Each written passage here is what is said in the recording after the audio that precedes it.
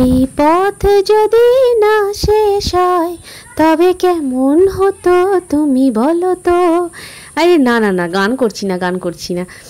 আমি মানে আমার বর বাড়িতে আসবে অথচ আমরা বাইক রাইডে বেরোবো না, এটা কিন্তু না মুমকিন হ্যাঁ।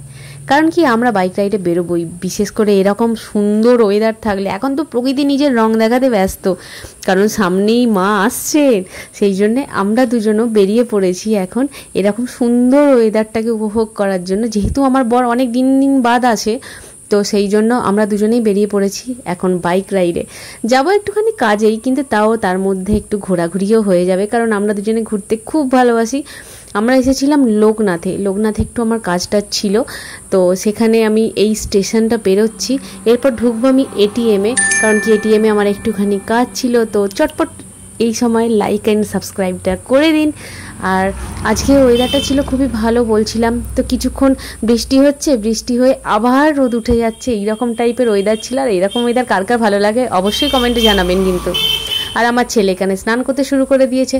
এরপর হচ্ছিল আমাদের রান্না বান্না, কারণ কি যেহেতু আমার বর এসছে, আর আমার বর হাবি জাবি কিছু খেতে ভালোবাসে না, ও একটু সিম্পল খেতেই পছন্দ করে, ডাল, আলু ভাজা, ভাত, মাছ ভাজা, এরকম টাইপের। ভাজাভুজিটাও খুব পছন্দ, তাই আমি এখানে মাছ ভাজতে আরম্ভ করে দিলাম। যেহেতু আমাদের এখানে ভ্যারাইটিস মাছ কিছু পাওয়া যায় না, আমরা একদম পাড়াগাঁয়েই থাকি বলতে গেলে, তো সেই জন্য আমি রুই মাছ নিয়ে নিয়েছিলাম আজ সকালবেলা। তো রুই মাছটাকে ভাজছিলাম, এটাকে আমার শাশুড়ি কিছু একটা করবে বলে, মানে আমার শাশুড়ির জন্য আলাদা রকমের রান্না হয়। আমরা একটুখানি ঝাল খেতে পছন্দ করি, মাছের ঝালটা আমার শাশুড়ির হাতে খুব পছন্দ।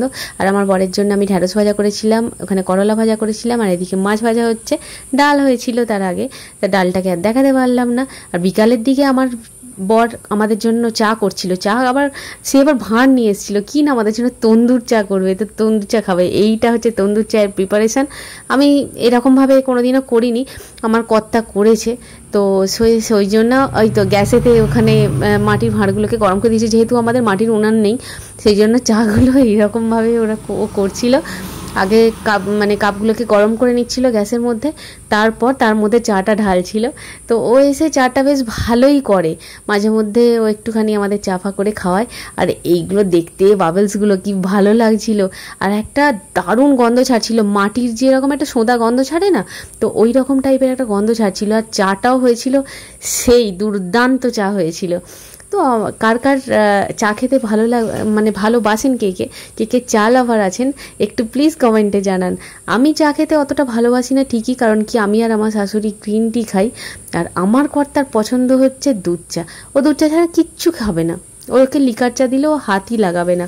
তো সেই জন্য ও একদিন এসেই ও বলল কি যে আমি চাটা করি। তো তারপর আমরা আবার বিকালের দিকে বেড়াতে বেরিয়েছিলাম। আর এই প্রকৃতির যে অদ্ভুত খেলা, এটা যে দেখতে আমার কি ভালো লাগে। আর আমি বলেইছিলাম আমার ব্লগে, কিন্তু এবার থেকে প্রকৃতির রূপ আসবেই, প্রকৃতির কিছু না কিছু সিনারি আমার আসবেই। তো ঠিক আছে, আজকের ভিডিওটা এই পর্যন্তই, পরে আবার দেখা হবে, টাটা।